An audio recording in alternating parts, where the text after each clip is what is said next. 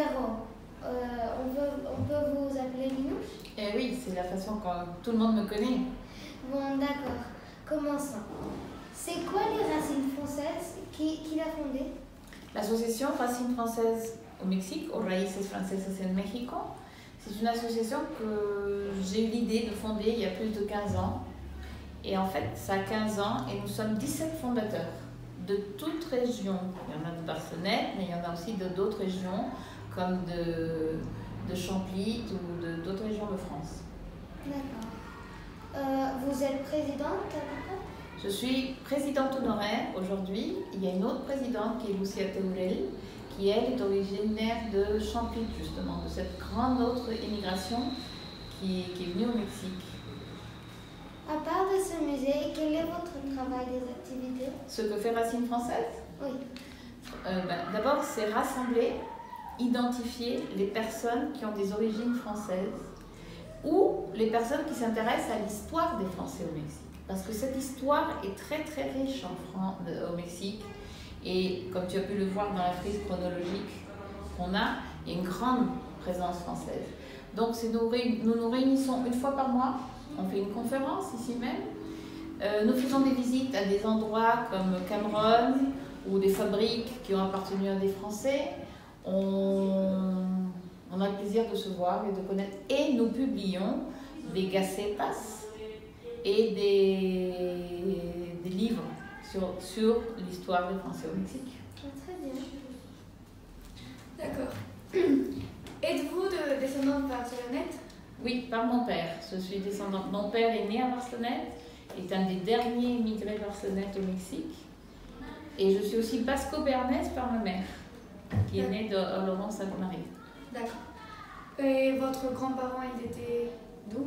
Ils étaient barcelonnettes? Oui, mais quand on dit Barcelonnette, c'est très général, c'est-à-dire on parle de la vallée de Barcelonnette ou la vallée de Lubaï. Et ma famille était de Faucon. C'est un petit village dans la montagne, c'est Faucon. D'accord. Puis, quelle est la sensation d'être barcelonette au Mexique?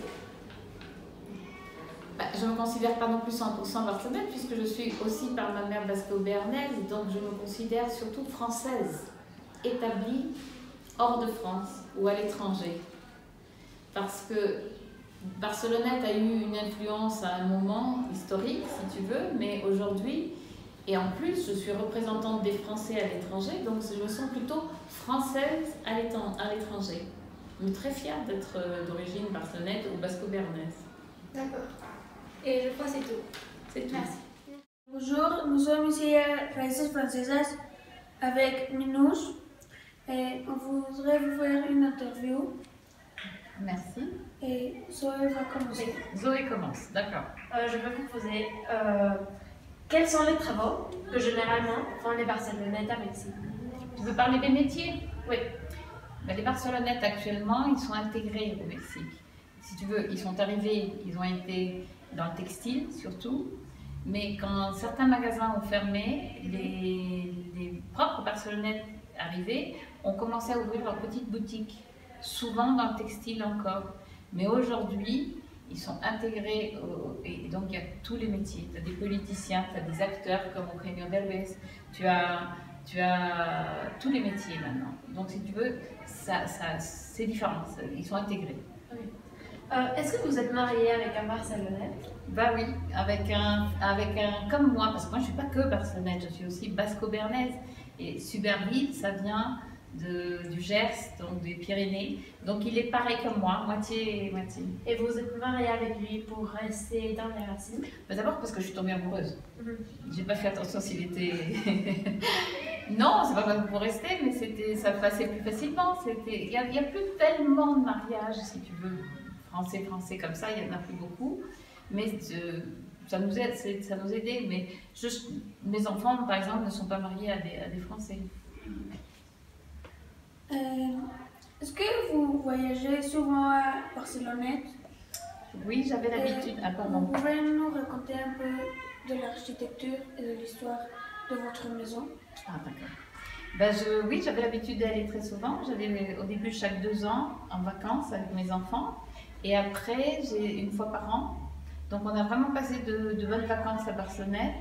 Et c'est d'ailleurs de là où est venue cette idée de créer Racines françaises, parce que la directrice du musée de Barcelonnette m'a donné l'idée d'archives, d'images, d'objets qu'il fallait rassembler. Moi, je fais partie de l'histoire, donc je ne comprenais pas très bien, mais c'est elle qui m'a donné l'idée. Et donc, en plus, j'allais en vacances, mais travailler avec le musée.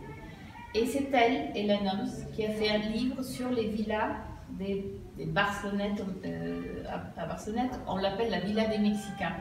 Donc ce sont les personnes qui sont rentrées à Barcelonnette, fortune faite, et qui ont voulu faire comme démonstration, si tu veux, de leur réussite, des belles villas.